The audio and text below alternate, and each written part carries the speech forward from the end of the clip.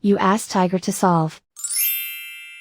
This deals with linear equations with one unknown. The final result is y equals 3. Let's solve it step by step. Simplify the expression. Expand the parentheses.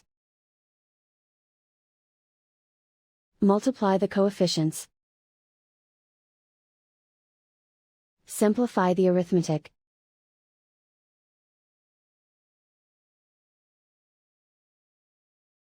Group all y terms on the left side of the equation. Subtract 15y from both sides. Group like terms. Simplify the arithmetic.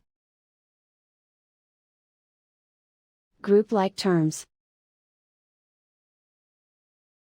Simplify the arithmetic. Group all constants on the right side of the equation. Add 7 to both sides. Simplify the arithmetic.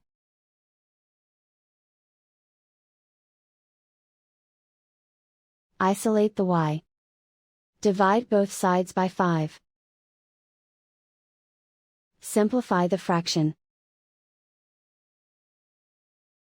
Find the greatest common factor of the numerator and denominator. Factor out and cancel the greatest common factor.